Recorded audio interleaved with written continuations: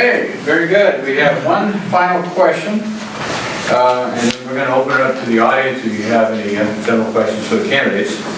The question is, and we're going to start with Mr. Pridemore. Please provide a summary of why you feel homeowners should vote for you as a member of the Serrano Board of Directors.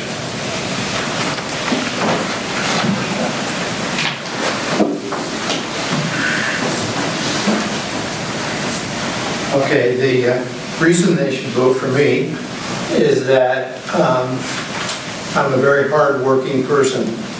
I set goals and I set out to achieve them. Throughout my whole life, that's been my modus operandi, and I've never failed in anything. So the other thing is that I'm a digger. I'm tenacious. I won't give up. I am very focused on the right thing to do, not the wrong thing to do. And I feel that my integrity is really me. That's my name. That's who I am, my integrity. And so when I set out to do something, it gets done. There may be a few glitches along the way, but it does get done. And I'm really very proud of that. I'm very excited about working with this board to make some of these major changes. It's going to be a lot of hard work. I'm dedicated. A lot of these people have to work. The board of directors have to work. They have their full-time job. I don't have a full-time job. I'm retired. And I've actually been working for homeowners for the last 7 or 8 months, full-time, working on projects and trying to make the community better. So I have a lot of experience and a lot of accomplishments that really aren't out there for people to see per se, but the people that have worked for me, I think, will stand behind me on my integrity and my hard work. So I don't think there's no question that if I'm on the board, things will get done, especially with this team that you see forming in front of you.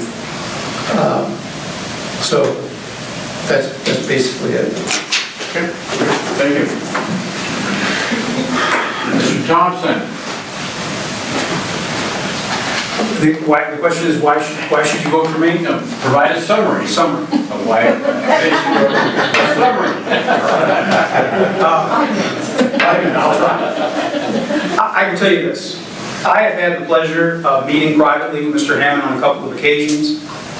Jim is what I consider to be the reluctant candidate. You know, I talked to him early on about running, and I hope I'm not telling tales, Jim, but Jim said, no, that's not my bag, baby. That's not my scene. I want to work, I want to get involved, and I can tell you can't go wrong with either one of these guys.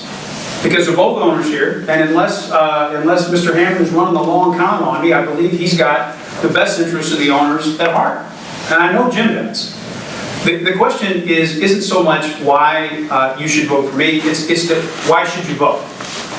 Latch on to a candidate that says what you believe, that thinks the way you think, and make sure that the owners have a say in this. If I end up losing to a gentleman like Mr. Hammond or Mr. Pridemore, I can lose with my head held high because I know we're going to be okay.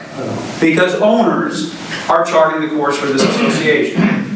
A couple weird things are going on. I never thought in my life I would be the subject of robocalls, ever. Ever in my life. Here we are. I never thought that I would have to order yard signs for an HOA election. But I did. I have to. Because I've got to get you owners to vote. I've got to motivate you to vote.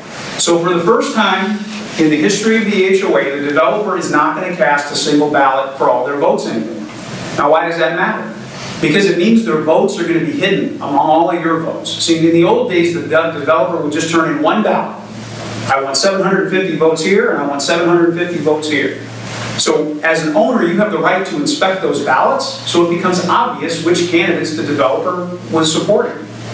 This is the first year in the history of Serrano that a Parker employee is not one of the candidates running. That's progress. That it's all owner candidates. But the question is, vote for someone. Who are they supporting? Because there's big money at stake here in keeping things the way they are. The room you're sitting in is 14 grand a month. So my qualifications I've given you, my history I've told you, I could blather on and bore you to tears. The information is out there. I've subjected you all on the internet to what I found, what I think are our issues, what I think is the way forward. If you agree with me and you think we're on the right track, then absolutely, I think I'd be honored by your vote, because I think we can do some great things. But gentlemen like this that are here, I don't think you can go wrong. I think it's the folks you don't get a chance to hear from. It's not their fault that these candidates aren't here, but we need to ask those questions. You need to get the answers.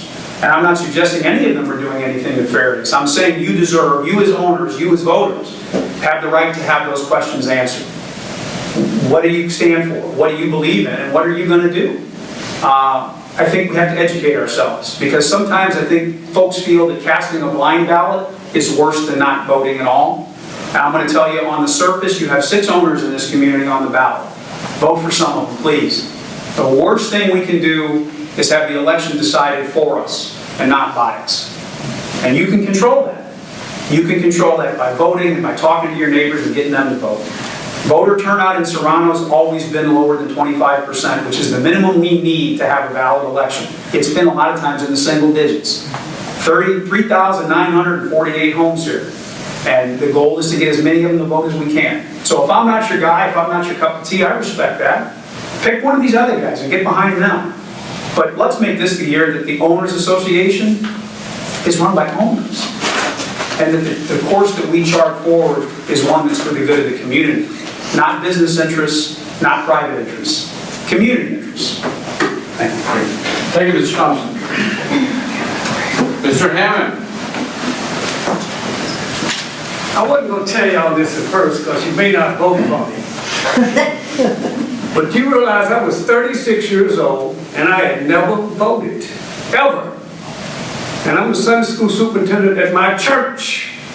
And my pastor comes up to me at a Christmas party and says, Brother Hammond, the deacons think you ought to run for city council. And I said, what is that? I didn't know what it was. Let me tell you why I never voted. I'm from the South. And they come by your house and tell you, well, tell your mother I'm Joe Jackson and I'm running, and tell her to vote for me and this type of thing. And they left and I said, why? They never told me why. So I never got involved.